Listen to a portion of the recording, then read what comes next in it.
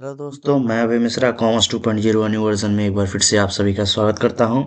आप लोगों के लिए इसके पीछे वाला लेक्चर जो लेके मैं आया था वो था कैपिटल एंड रेवेन्यू ट्रांजैक्शंस, यानी पूंजीगत एवं आयगत लेन देन। इस टॉपिक में हमने देखा था कि बिजनेस में ट्रांजैक्शन होते हैं और ट्रांजैक्शन दो तरह के हम लोगों ने देखे थे। एक तो बिजनेस में या तो रिसिप्ट होते हैं या तो पेमेंट होते हैं, यानी एक्सपेंडिचर होते हैं। ठीक है, रिसिप्ट में दो तरह के रिसिप्ट हम लोग देख सकते हैं, एक कैपिटल रिसिप्ट और दूसरा हमने देखा था रेवेन्यू रिसिप्ट। उसी तरह से एक्सपेंडिचर में या पेमेंट में हम लोग देख सकते हैं कैपिटल पेमेंट और दूसरा रेवेन्यू पेमेंट। तो आपको बता दें कि सबसे पहले हम लोगों ने कैपिटल पेमेंट इसके बारे में पढ़ा था, या कैपिटल एक्सपेंडिचर इसको बोल सकते हैं, पूंजीगत खर्च बोल सकते हैं या पूंजीगत व्यय बोल सकते हैं। इसके बारे में हम लोगों ने पढ़ा था, ठीक है ना, जिसका बेनिफिट जो होता है वो एक कोई भी बिजनेस जो है वो 1 साल से अधिक तक इंजॉय करता है या 1 साल से अधिक तक उसका बेनिफिट उठाता है, उसे हम लोग कैपिटल एक्सपेंडिचर बोलते हैं। ठीक है ना, जो जनरली लार्ज अमाउंट में होते हैं और 1 साल से अधिक तक उसका बेनिफिट मिलता है, नॉन रिकरिंग नेचर के होते हैं और जनरली वो फिक्स एसेट में होते हैं, इसलिए बैलेंस शीट के एसेट साइड में दिखाया जाता है। एग्जाम्पल में हमने देखा था मशीन खरीदा, बिल्डिंग बनाया, जमीन एक्वायर किया या कोई फिक्स एसेट में किसी तरह का चेंज आया या यानी कि उसको हमने खरीदा। तो इस तरह के चीजें हम लोगों ने कैपिटल एक्सपेंडिचर में देखी थी। अब अगला टॉपिक हमारा आता है कैपिटल एक्सपेंडिचर के बाद हम लोग दूसरा एक्सपेंडिचर कौन सा देखेंगे, रिवेन्यू एक्सपेंडिचर। तो चलिए रिवेन्यू एक्सपेंडिचर के बारे में शुरू करते हैं। ठीक है, ये इस चैप्टर का दूसरा लेक्चर होगा। तो टॉपिक है हमारा रिवेन्यू एक्सपेंडिचर, दूसरा नंबर टॉपिक हो जाएगा हमारा इसका रिवेन्यू एक्सपेंडिचर। हिंदी में इसको हम लोग बोलते हैं रेवेन्यू एक्सपेंडिचर को, कैपिटल एक्सपेंडिचर था पूंजीगत और ये है आयगत आयगत व्यय। अब ये आयगत व्यय क्या होता है, आयगत व्यय क्या होता है, तो चलिए सबसे पहले हम लोग इसका सीखते हैं मीनिंग। सबसे पहले हम लोग इसका सीखते हैं मीनिंग यानी अर्थ। तो आयगत व्यय का क्या मतलब है, तो कह सकते हैं कि ऐसा व्यय यानी कि दोज एक्सपेंडिचर लिखेंगे। इसका सबसे पहले मीनिंग हम लोग, the expenditure whose benefit, the expenditure whose benefits whose benefits whose benefit is consumed benefit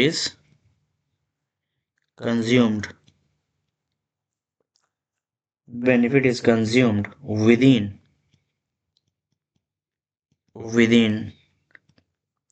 one accounting period। Benefit consume हो जाता है within one accounting period and which is incurred and which is incurred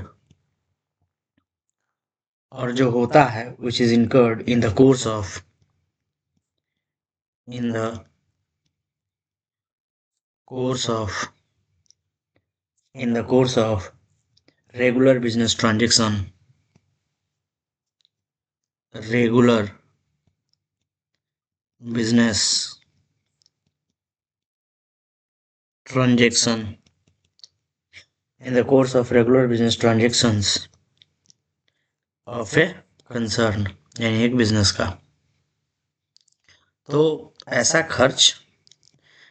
खर्च जिसका benefit एक accounting period में one accounting period में हमें उसका बेनिफिट मिल जाता है और जो रेगुलर बिजनेस ट्रांजैक्शन माने जाते हैं, ऐसे खर्चों को हम लोग रेवेन्यू एक्सपेंडिचर यानी आयगत व्यय मानते हैं। मतलब जिसका बेनिफिट 1 साल के अंदर अंदर हमें मिल जाए और normal course of business activity का पार्ट माना जाए, यानी बिजनेस का सामान्य कार्य माना जाए, उसे हम लोग आयगत व्यय यानी कि रेगुलर एक्सपेंडिचर कहते हैं। इसमें यही ध्यान देने वाली बात थी कि एक अकाउंटिंग पीरियड में उसका बेनिफिट जो है वो मिल जाता है, एक अकाउंटिंग पीरियड से ज़्यादा नहीं लगता है, एक अकाउंटिंग पीरियड में ही उसका बेनिफिट हम लोग कंज्यूम कर लेते हैं, ठीक है ना, एक से अधिक वर्षों तक उसका लाभ नहीं उठा पाते हैं, ठीक है, और normal course of business activity का पार्ट माना जाता है, ठीक है। इतना ही इंपॉर्टेंट वर्ड था। डेफिनेशन क्लियर हो गया होगा, तो आगे बढ़ते हैं, ठीक है। आगे बढ़ेंगे तो हम लोग इसका एग्जाम्पल देख सकते हैं, ठीक है। एग्जाम्पल देख सकते हैं कि एग्जाम्पल में क्या क्या आएंगे, तो लिखेंगे एग्जाम्पल में,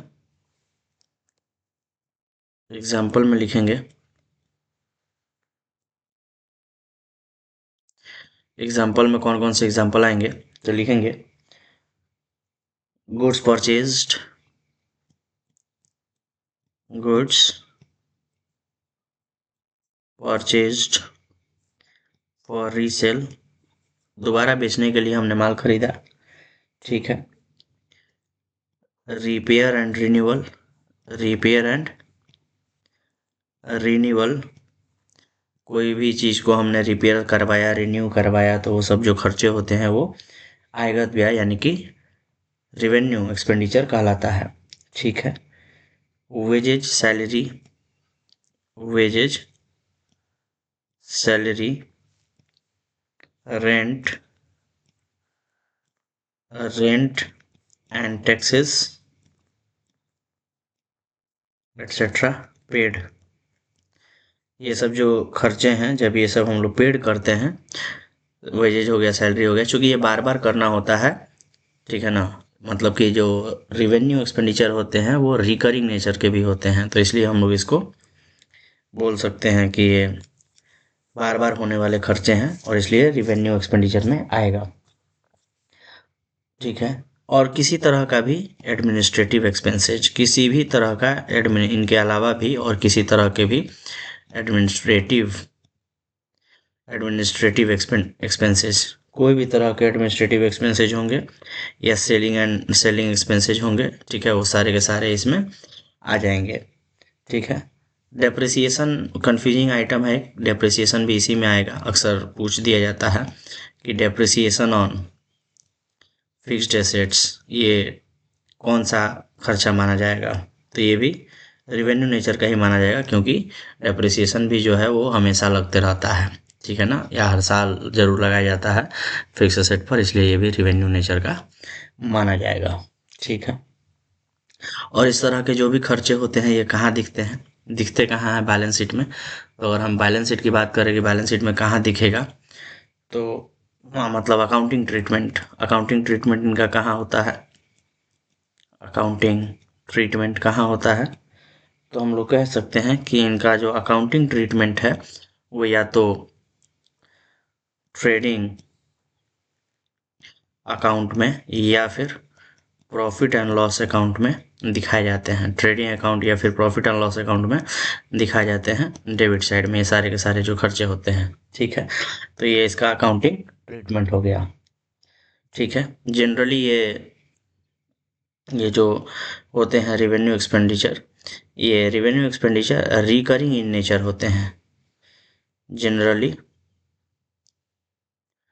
रिकरिंग इन नेचर होते हैं, रिकरिंग इन नेचर यानी बार बार होते हैं ऐसे खर्चे, ठीक है ना, बार बार होते हैं, ठीक है। तो जो भी इम्पोर्टेंट चीज़ें थी वो हमने डिस्कस कर लिया रेवेन्यू एक्सपेंडिचर के बारे में, कि रेवेन्यू एक्सपेंडिचर क्या होता है, मीनिंग से लेकर के एग्जाम्पल तक, अकाउंटिंग ट्रीटमेंट तक, ठीक है ना, जो भी बातें थी इसके बारे में, इम्पोर्टेंट रेवेन्यू एक्सपेंडिचर के बारे में हम लोगों ने देख लिया कि रेवेन्यू एक्सपेंडिचर क्या होते हैं, उनके एग्जाम्पल क्या है, अकाउंटिंग ट्रीटमेंट क्या है, किस नेचर के होते हैं, तो नेचर भी हमने देख लिया कि नेचर जो है इसका रेवेन्यू रिकरिंग नेचर का होता है, ठीक है।